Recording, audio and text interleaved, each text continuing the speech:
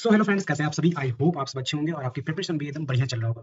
Friends, जैसा कि मैं आपको पहले भी बताया था और इसके पहले वाले वीडियो में मैं आरबीआई असिस्टेंट का सेल्फ गिवन एनालिसिस में ऑलरेडी दिया हूँ, शॉर्ट एनालिसिस दिया था और मैं आपको बोला था कि घर जाकर के मैं आपको इन डिटेल विद क्वेश्चन के साथ मैं आपको एनालिसिस करवाऊंगा। ठीक है, थर्ड शिफ्ट का, जैसा कि मेरा आरबीआई असिस्टेंट का एग्जाम थर्ड शिफ्ट में था, 18 नवंबर थर्ड शिफ्ट में था। अभी जस्ट मैं देकर के आ रहा हूँ, तो सोच रहा हूँ यार कि इन डिटेल में आपको एनालिसिस बता दूं, क्योंकि यार क्वेश्चन दिमाग में रहे ना रहे, इसलिए मैं तुरंत मैं आपको एनालिसिस दे रहा हूँ। ठीक है, और फ्रेंड इस क्वेश्चन में जो भी मैं क्वेश्चन डिस्कस करूंगा, ठीक है, वो आप कमेंट सेक्शन में मेरे को कंफर्म भी कर देना कि हाँ यार तुम सही कह रहे हो, यही क्वेश्चन था। ठीक है, और जहाँ गलत रहूंगा मैं वहाँ आप मेरे को जरूर सही कर देना। ठीक है ना।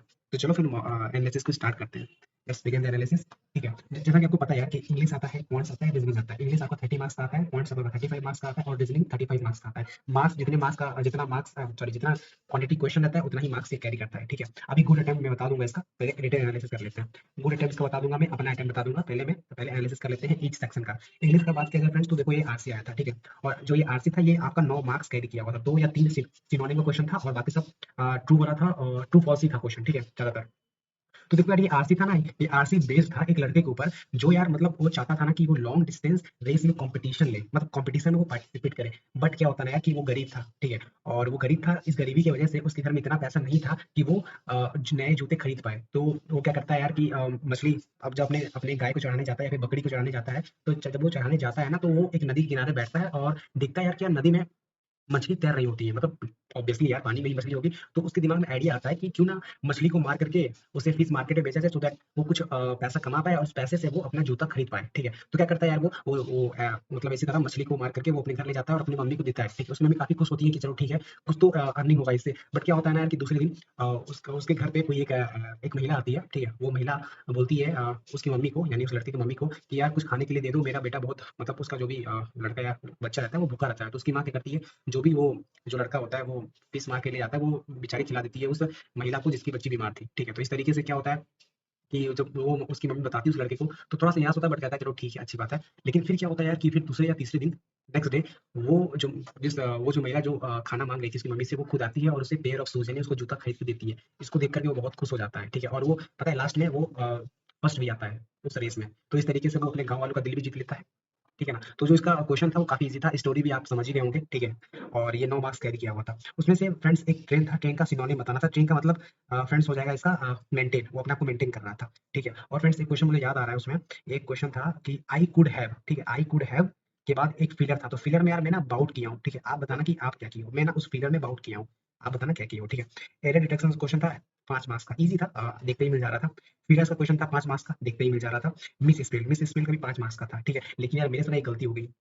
एक था डिफिकल्ट, एक था डिफरेंस। ठीक है, मिस स्पेल में एक डिफरेंस था यार। मैं ना मतलब मुझे पता था कि उसका आंसर कुछ और होगा, गलती से मैं डिफरेंस पे क्लिक कर दिया कि डिफरेंस जो है कि रॉन्गली स्पेल्ड है, बट डिफरेंस बिल्कुल सही स्पेल था। तो यार एक मेरा गलत हो जाएगा मार्क्स, अभी मैं आकर के मैं मतलब ध्यान में आया, तो मैं आपसे डिस्कस कर दूं। आप बताना यार मिस स्पेल में कितना किया आपने। ठीक है, उसके बाद था पैरा जंबल। वाह, तो पैरा जंबल जो था यार वो स्टोरी बेस्ड ही था। ठीक है, वो स्टोरी बेस्ड था पैरा जंबल।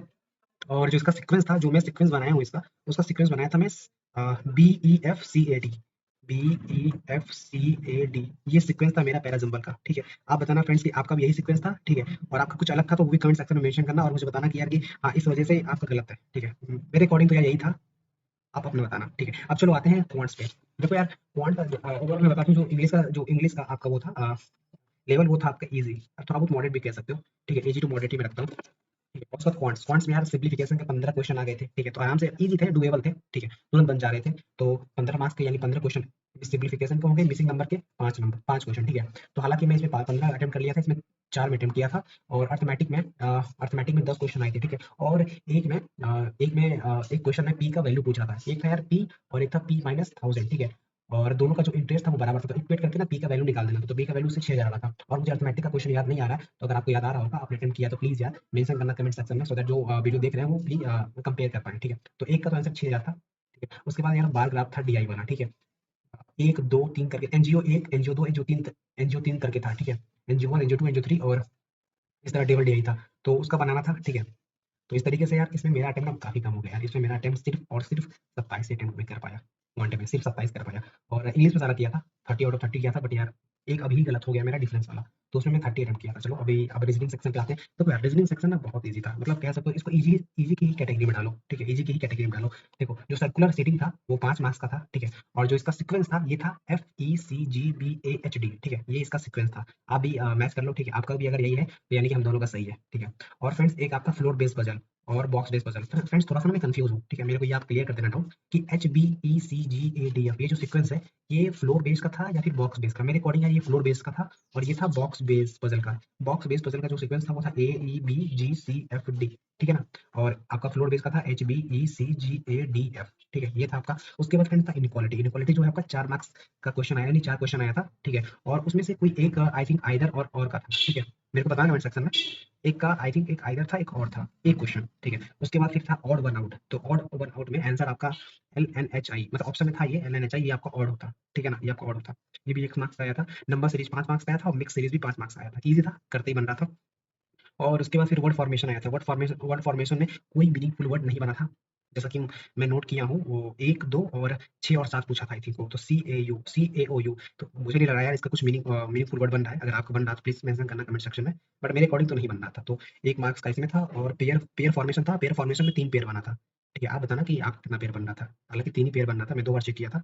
और उसके बाद फिर एक था ब्लड रिलेशन। ब्लड रिलेशन का तो देखो मैं खुद बना करके भी लाया हूँ। ठीक है, अभी ये 3 नाम मुझे याद नहीं आ रहा है बट सीक्वेंस सही बना था। ए पी जो थे वो ग्रैंड पेरेंट्स थे जेड के, ठीक है? और एफ जे का जो बच्चा था वो जेड था और इधर से एम। तो इन दोनों का मुझे इन तीनों का नाम याद नहीं आ रहा है। अगर आपको याद है तो प्लीज यार कमेंट सेक्शन में मेंशन करना, ठीक है? आप देख लो अच्छे से और मुझे मेंशन करना है इसको, ठीक है? और तो फ्रेंड्स ये था detail analysis for each section of English, quant and reasoning, ठीक है? अब कहा जाए अगर गुड अटेम्प्ट है, देखो मेरे अकॉर्डिंग गुड अटेम्प्ट इंग्लिश में आप कह सकते हो 25 से 30, ठीक है? 25 से 30 गुड अटेम्प्ट हो सकता है। मेरे अटेम्प्ट है इसमें 30। एक गलत हो गया जैसा कि मैं बताया डिफरेंस वाला, तो वो गलत हो गया। बाकी ज्यादा गलत होने के चांसेस नहीं है उसमें, ठीक है? तो मेरा अटेम्प्ट इंग्लिश में बता दिया मैं आपको 20, मान लो 29 में कर लेता हूँ, ठीक है? उसके बाद एक पॉइंट मेरा काफी कम हुआ, 27 अटेम्प्ट हुआ है, ठीक है? और इसका जो गुड अटेम्प्ट होना चाहिए वो 27 टू, मेरे अकॉर्डिंग 27 टू, अगर 30 भी ज्यादा है तो गुड अटेम्प्ट यही है, ठीक है? अदरवाइज आप 25 भी ले सकते हो, ठीक है? कुछ क्वेश्चन के अकॉर्डिंग अगर अर्थमेटिक को देखा जाए तो 25 भी ले सकते हो, ठीक है? 25 टू 30 गुड अटेम्प्ट हो सकता है इसका। और रीजनिंग का यार 30 टू 35 बहुत ईजी था, इसलिए मैं कह रहा हूँ 30 टू 35। और जो मेरे अटेम्प्ट थे क्वांट में बताया आपको 27 और रीजनिंग में 35 था, यानी कि सारा अटेम्प्ट किया था मैं 35 आउट ऑफ 35, ठीक है? इस हिसाब से अगर मेरा देखा जाए अटेम्प्ट, तो मेरा टोटल अटेम्प्ट बन रहा है इसको करेंगे तो ये 30 हो गया, यहाँ से 65 हो गया, 65 और प्लस 20 85, 85 और 6 91, यानी कि मेरा जो अटेम्प्ट था वो 91 था, ठीक है? मेरा जो अटेम्प्ट था वो 91 था, यानी 91। तो फ्रेंड्स आप बताना है कि आपका कितना अटेम्प्ट था, ओके?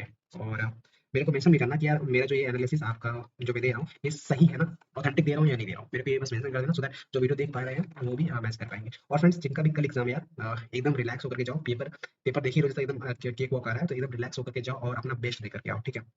आप मेरे से भी अच्छा करोगे ये मुझे पता है। तो एकदम बेस्ट देकर के आना अपना, और ये एकदम एकदम रिलैक्स होकर के जाओ। कल आपका एग्जाम है, आज एकदम बढ़िया रेस्ट कर लो और कल अच्छे से एग्जाम दो, ठीक है? तो फ्रेंड्स इस वीडियो में इतना ही। अगर आपको ये वीडियो थोड़ा सा भी इन्फॉर्मेटिव लगा हो और अच्छा लगा हो तो यार लाइक कर लेना। अगर चैनल पे नए आए हो तो सब्सक्राइब कर लेना। और अगर मेरे को नहीं जानते हो तो जान लो यार मैं भी आप ही की तरह एक बैंकिंग एस्पिरेंट हूँ। I am also preparing for banking exam, और रेगुलर में मॉक टेस्ट रिकॉर्डेड फॉर्म में देता रहता हूँ और वो वीडियो मैं अपलोड भी करता हूँ अपने चैनल पे, तो आप देख सकते हो, ठीक है? चलो फिर मिलता हूँ आपसे नेक्स्ट वीडियो में, नेक्स्ट मॉक टेस्ट के साथ। और मैं कल अपना SBI क्लर्क के लिए स्ट्रेटेजी भी शेयर करने वाला हूँ कि यार मैं किस तरीके से अब अगला 40 दिन प्रिपरेशन करूंगा, ठीक है? तो इन डिटेल बताऊंगा मैं स्ट्रेटेजी अपने लिए। अगर आपको सही लगे तो आप भी फॉलो कर लेना और मुझे आप जो भी सजेस्ट कर पाओ कर देना उस वीडियो में। टिल देन थैंक यू और आप अपना ख्याल रखना, ठीक है? चलो फिर मिलते हैं आपसे नेक्स्ट वीडियो में। Bye bye.